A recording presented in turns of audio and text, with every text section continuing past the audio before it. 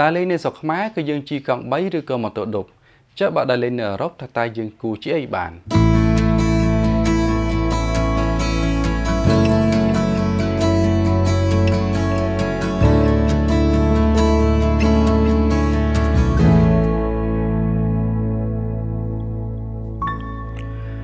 ជំរាបសួរបងប្អូនទាំងអស់គ្នាខ្ញុំបាទចំណានខ្ញុំជាអ្នកចិត្តធ្វើដំណើរកម្សាន្តនៅក្រៅប្រទេសមួយរូបដែរ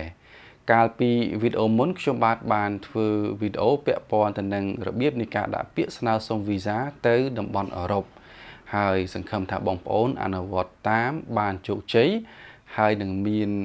plan ឬក៏គម្រោងនៅក្នុងការធ្វើដំណើរកម្សាន្តបែបទេសចរដោយខ្លួនឯងនៅប្រទេសក្នុងតំបន់អឺរ៉ុបនៅថ្ងៃណាមួយអញ្ចឹងថ្ងៃនេះខ្ញុំចង់ចែករំលែកពាក់ព័ន្ធទៅនឹងការប្រើប្រាស់នៅមធ្យោបាយដឹកជញ្ជូនដូចដែលយើងបានដឹងហើយបើសិនជាយើងដើរលេងនៅស្រុកខ្មែរយើងជិះកង់3ឬក៏ម៉ូតូឌុបឬក៏តាក់ស៊ី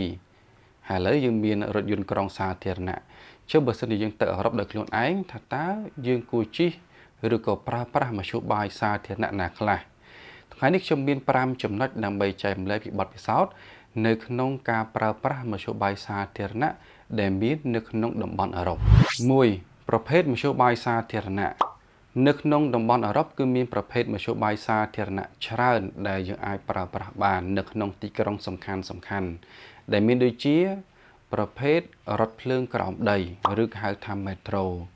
រថភ្លើងក្រោមដីនេះគឺមានភាគច្រើននៅក្នុងទីក្រុងធំហើយវាមានខ្សែជាច្រើនដែលបតិកាឡានៅក្នុងការធ្វើដំណើររបស់យើងទៅគ្រប់ទីតាំងសំខាន់ដែលជាគោលដៅទេសចរនៅក្នុងតំបន់ទាំងអស់នោះហើយយើងអាចធ្វើដំណើរតាមរយៈរថភ្លើងក្រោមដីនេះគឺវាមានភាពរហ័សហើយងាយស្រួលរកតាមស្ថានីយ៍ដែលយើងឃើញហើយចំណាយថវិកាតិចដល់ឡែកមធ្យោបាយជាបន្តគឺ tram នេះគឺវាប្រៀបដូចជារថភ្លើងដែរប៉ុន្តែវារត់នៅលើដីហើយវាមានល្បឿនយឺតហើយ tram នេះគឺគេដាក់នៅតាមទីប្រជុំជនណាដែលមានមនុស្សច្រើនដែលគាត់ងាយស្រួលនៅក្នុងការ hop in និង off បានដើរចូលដើរចេញដោយមិនចាំបាច់បាទត្រូវចំណាយពេលវេលាចូលទៅក្នុងស្ថានីយ៍អីច្រើនទេចឹងគាត់ចេញតែពីការិយាល័យរបស់គាត់មើលនៅចំណតណាមួយដើរចុះហើយចេញតែម្ដងទី3គឺរថយន្តក្រុងបងប្អូនបានស្គាល់ហើយរថយន្តក្រុងប៉ុន្តែនៅតំបន់អឺរ៉ុបសម្រាប់ទីក្រុងធំមួយចំនួនគេប្រើប្រាស់រថយន្តក្រុងសាធារណៈរបស់គេគឺមានទំហំធំណាគឺវាដូចជារថយន្តក្រុង2ធំបាទតភ្ជាប់គ្នាអញ្ចឹងហើយកៅអីគឺមិនសូវមានច្រើនទេគឺគេទុកភាគច្រើនចន្លោះក្នុងការឈរចឹងយើងត្រូវប្រុងប្រយ័ត្នបន្តិចគឺប្រុងប្រយ័ត្ននៅក្នុងការតោងឲ្យជាប់ព្រោះអ្នកបើកបរនៅអឺរ៉ុបនោះគឺលឿនមែនតើមធ្យោបាយចុងក្រោយគឺជាសាឡាងបាទសម្រាប់ទីក្រុងខ្លះគឺមានការតភ្ជាប់ពីតំបន់មួយឆ្លងកាត់បាទទន្លេឬក៏ព្រែកអីជាដើមដូចជានៅទីក្រុងអាមស្ទ័រដាមអញ្ចឹងសាឡាងបាទខ្លះក៏ត្រូវបានកំណត់ជាសេវាដឹកជញ្ជូនសាធារណៈដែរអញ្ចឹងយើងអាចប្រើប្រាស់មធ្យោបាយទាំងអស់នេះបានដែលជាមធ្យោបាយសាធារណៈនៅក្នុងការធ្វើដំណើរចំណុចទី2គឺជារបៀបនៃការទិញសំបុត្រសម្រាប់ការប្រើប្រាស់មធ្យោបាយដឹកជញ្ជូនសាធារណៈទាំងអស់នោះភ្ញៀវទេសចរក៏ត្រូវទិញសំបុត្រដូចទៅនឹងប្រជាពលរដ្ឋរបស់គេដែរអញ្ចឹងបងប្អូនមួយចំនួនដែលគាត់ធ្លាប់ធ្វើដំណើរទៅកាន់ប្រទេសថៃឬក៏ប្រទេសជប៉ុនបើយើងអាចទិញសំបុត្ររថភ្លើងបាននៅតាមស្ថានីយ៍រថភ្លើងនានាទិញពីម៉ាស៊ីនដែលដាក់ជាប់ជាមួយនឹងស្ថានីយ៍របស់គេហ្នឹងគឺយើងអាចទិញដោយប្រើប្រាស់លុយសុទ្ធក៏បានប្រើប្រាស់ credit card ក៏បានប៉ុន្តែនៅតាមស្ថានីយ៍ខ្លះក្នុងតំបន់អឺរ៉ុបគឺគេទទួលតែ credit card ទេអញ្ចឹងយើងត្រូវត្រៀម credit card នៅក្នុងការប្រើប្រាស់នៅទីនោះទី2គឺយើងអាចទិញបានតាមរយៈគេថា app របស់ទីក្រុងឬក៏ app របស់សេវាដឹកជញ្ជូនសាធារណៈនៅទីក្រុងហ្នឹងអញ្ចឹងយើងត្រូវ download app ហ្នឹងទៅដែលយើងអាចដឹងពីទីតាំងស្ថានីយ៍យើងអាច navigate បានហើយក៏ដូចជាទិញសំបុត្រតាម online ហើយសំបុត្រនោះគឺមាន QR code របស់យើងស្រាប់នៅក្នុងទូរស័ព្ទរបស់យើងផ្ទាល់ហើយទី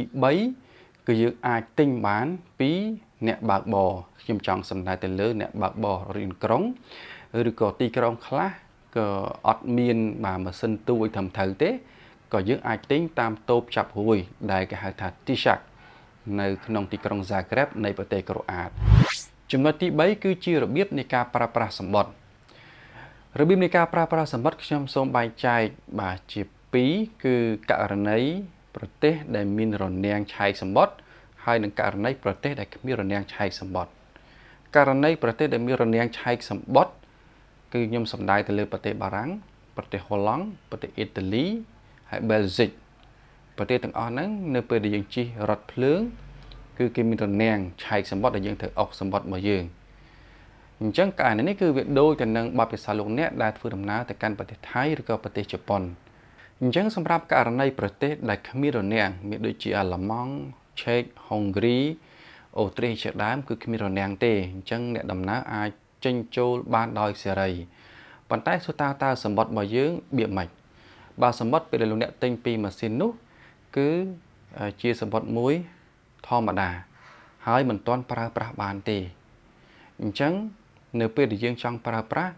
យើងត្រូវយកសម្បត្តិរបស់យើងទៅអុកជាមួយនឹងប្រអប់ពណ៌លឿងដែលជាការអុកខៅថាលេខដែលបញ្ជាក់ថ្ងៃម៉ោងពេលណានៅប្រអប់ពណ៌លឿងនៅតាមស្ថានីយ៍រថភ្លើងរបស់យើងឬក៏នៅខាងក្នុង tram ដើម្បីបញ្ជាក់ថាសម្បត្តិរបស់យើងកំពុងតែប្រើប្រាស់ហើយបើពុំដូច្នោះទេក្នុងករណីណាមួយដែលមានមន្ត្រីរបស់គេចុះពិនិត្យសម្បត្តិនោះអញ្ចឹងនៅពេលដែលសម្បត្តិរបស់យើងបាទមិនបានអុកអញ្ចឹងយើងនឹងត្រូវទទួលការពិន័យបាទប្រៀបដូចជាយើងលួចជិះដោយគ្មានសម្បត្តិអញ្ចឹងសម្រាប់បទពិសោធន៍ខ្ញុំបើសិនជាយើងទិញសម្បត្តិជិះមួយលើកយើងត្រូវអុកម្ដងទិញម្ដងទៀតអុកម្ដងទៀតអញ្ចឹងដើម្បីកុំឲ្យពិបាកខ្ញុំទិញសម្បត្តិប្រភេទជិះ24ម៉ោងជិះប្រហែលក៏បានហើយយើងអុកតែម្ដងលើកដំបូងទេហើយគេនឹងរាប់រយៈពេល24ម៉ោងដែលបានអុកលើកដំបូងរហូតដល់បាទ24ម៉ោងក្រោយប៉ុន្តែសម្រាប់ងាយស្រួលសម្រាប់តែគាត់ប្រើប្រាស់ទិញតាម app អញ្ចឹងនៅពេលយើងទិញតាម app ភ្លាមគឺមិនចាំបាច់ធ្វើការអុកទេគឺ validation របស់វាគឺនឹងរាប់នៅចាប់ផ្ដើមពេលដែលយើងចាប់ផ្ដើមទិញតែម្ដង4បទពិសោធន៍ផ្ទាល់បទពិសោធន៍ផ្ទាល់របស់ខ្ញុំចង់សំដៅទៅលើការប្រើប្រាស់មធ្យោបាយនៅក្នុងប្រទេសអាល្លឺម៉ង់ឆេកហុងគ្រីអូទ្រីសជាដើមនេះគឺมันមានរនាំងឆែកសម្បត្តិអញ្ចឹងវាប្រៀបដូចជាគេទុកចិត្តប្រជាពលរដ្ឋគេខ្លាំងមែនទែនដោយគិតថាប្រជាពលរដ្ឋរបស់គេគឺនឹងស្មោះត្រង់នៅក្នុងការទិញសម្បត្តិប្រើប្រាស់មធ្យោបាយសាធារណៈហើយខ្ញុំជិះរយៈពេលប្រហែលថ្ងៃកន្លងទៅឃើញថាដូចជាអត់ដែលបានឃើញមន្ត្រីគេមកឆែកសម្បត្តិនៅការធ្វើដំណើរតាមមធ្យោបាយសាធារណៈទេ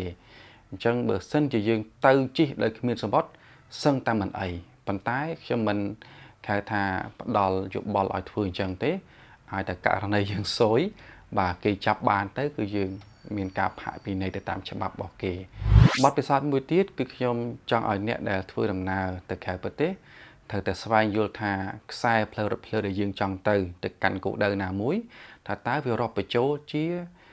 សេវាសាធារណៈឬក៏បូកបញ្ចូលជាមួយសម្បត្តិរបស់យើងដែរអត់ខ្ញុំចង់សម្ដៅថាបើសិនជាយើងប្រើប្រាស់គេថាសម្បត្តិ24ម៉ោងដែលជិះបានក្តោបទាំងអស់ហ្នឹងតាំងពីរថភ្លើងតាំងពី tram តាំងពីសាឡាងតាំងពីរៀនក្រុងតាខ្សែហ្នឹងគឺបូកបញ្ចូលអាហ្នឹងដែរអត់ពីព្រោះគេថាសេវាកម្មខ្លះគឺសម្រាប់តែនៅក្នុងទីក្រុងឯងហើយគោលដៅរបស់យើងអាចនឹងឆ្ងាយពីទីក្រុងបន្តិចអញ្ចឹងបើសិនជាវាឆ្ងាយពីទីក្រុងយើងត្រូវទិញសម្បត្តិមួយទៀតដែលជាសម្បត្តិផ្សេងអាចដល់ឡែក5ចំណុចផ្សេងនេះខ្ញុំចង់បន្ថែមព័ត៌មានពាក់ព័ន្ធទៅនឹង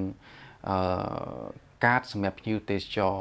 ទីក្រុងធំមួយចំនួនគឺគេបានរៀបចំកាតសម្រាប់ភ្ញៀវទេសចរដែលគេឲ្យឈ្មោះទៅតាមទីក្រុងដូចជា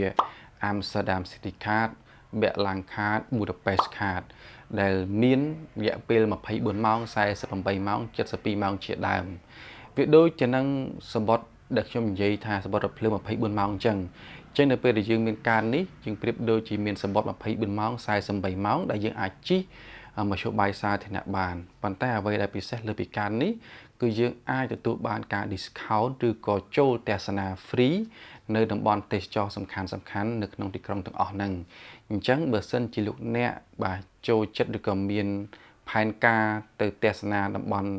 កំសាន្តទេសចរអីអាចទិញកាតហ្នឹងវាអាចចំណេញអញ្ចឹងនេះគឺជាចំណុចដែលខ្ញុំជំរាបជូនពាក់ព័ន្ធទៅនឹងការប្រើប្រាស់មធ្យោបាយសាធារណៈហើយសង្ឃឹមថាលោកអ្នកដែលមានបំណងទៅកាន់ប្រទេសក្នុងតំបន់អឺរ៉ុប អាចនឹងស្វែងយល់ពីការប្រើប្រាស់នៅសេវាដឹកជញ្ជូនសាធារណៈនេះដើម្បីឲ្យការចំណាយរបស់យើងកាន់តែតិចហើយយើងងាយស្រួលធ្វើដំណើរទៅកាន់គោលដៅទេសចរណ៍សំខាន់ៗបាន